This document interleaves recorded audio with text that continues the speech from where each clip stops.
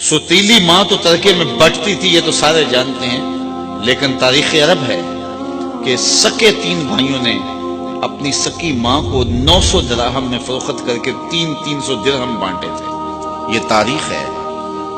لیکن میرے حضور نے جنت کھینچ کے ماں کے قدموں تلے رکھ دی. سارا وقار یہاں ہے، ساری عزتیں یہی ہیں. ماں باپ کی رضا میں اللہ کی رضا چھپا دی، ماں کی ناراضگی میں اللہ کی ناراضگی رکھ دی. پھر خود عملاً حضور نے اپنی ماں کا ذکر کیا. ایک دن حضور مسجد نبوی میں تشریف لائے، تا حد نظر صحابہ تھے. تو جو ہی حضور مصلی پہ آئے، عشاء کا وقت تھا، تو ادب سے کھڑے ہو گئے، بس آنکھیں نمناک ہو گئی. اور حضور علیہ السلام نے ایک ٹھنڈی آہ بھری اور روتے ہوئے کہا، کاش آج میری ماں زندہ ہوتی. انسان نے دکھوں کا دور دیکھا ہو، بعد میں خوشحالیاں مل جائیں تو انسان آرزو کرتا ہے کہ میں نے دکھوں کا دور دیکھا اور میرے ماں باپ نے وہ زمانہ دیکھا. آج اگر میرے ماں باپ زندہ ہوتے تو میرے آنگن میں بہاریں بھی دیکھتے. تو وہ آرزو کرتا ہے، وہ تمنا کرتا ہے. تو حضور جب پیدا ہوئے تھے تو باپ کا سایہ سر پہ نہیں تھا. 6 سال کی عمر تھی، ابوا کی ریت کے ٹیلے تھے. سید آمنہ کو سخت بخار ہو گیا. ام ایمن کو بلا کے کہا، میرے اس بیٹے کو بحفاظت امیر قریش عبد المطلب تک پہنچا دینا، مجھے لگتا ہے میرا بخار جان لیوا ثابت ہوگا. پھر حضور سے کچھ باتیں کرنا چاہیے، لیکن ضبط کے بندھن ٹوٹ گئے. حضرت آمنہ کوئی باتیں نہ کر سکی. جو چند باتیں کی ابن حشام نے سیرت النبویہ کے اندر لکھی ہے. کہا، بیٹا، ہر نئی چیز نے پرانا ہو جانا ہے، ہر باقی نے فنا ہو جانا ہے. میں بھی جا رہی ہوں، وذکرى باق وولدت طہرا، لیکن میرا ذکر نہیں مٹے گا، اس لیے کہ تیرے جیسا ستھرا بیٹا چھوڑ کے جا رہی ہوں. جن ماؤں کے بیٹے اتنے اچھے ہوں، ان ماؤں کا ذکر نہیں مٹا کرتا. یہ آخری لفظ سید آمنہ کے کہ وصال ہو گیا. حضور ماں سے لپٹ گئے. امی آپ آگے بولتی نہیں، لیکن خاموش ہو گیا تھا چمن بولتا. پھر ماں کی وہی تدفین کی اور پتھر کے چھوٹے چھوٹے ٹکڑے قبر پہ رکھے.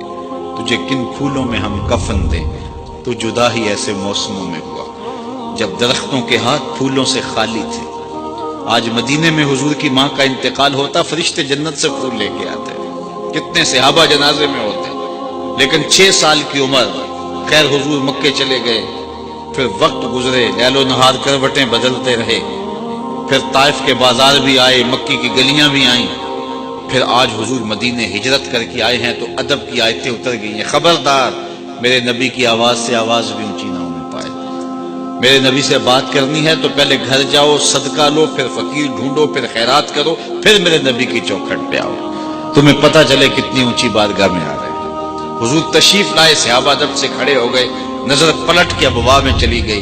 کہا، لو ادرکت والدی او احدہما، کاش آج میرے ماں باپ زندہ ہوتے، یا کم از کم میری ماں زندہ ہوتی.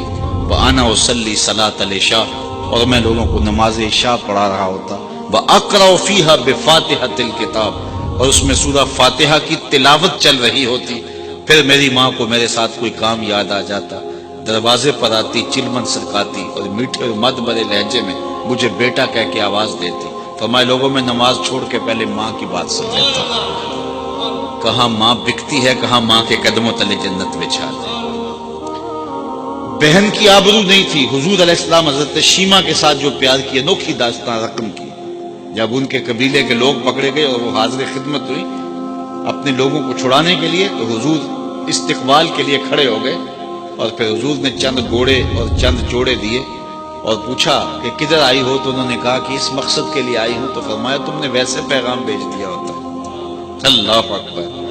تو یہ تھا حضور کا دیا ہوا دین. تو اگر روشنی چاہیے، تقدس چاہیے، اجالا چاہیے، زندگی کا حقیقی نور چاہیے، تو وہ آمنہ کے لال کی دہلیز سے نصیب ہوگا. تو ہم خود آشنا بھی نہ ہوتے اگر ہمیں حضور کی دہلیز نصیب نہ ہو.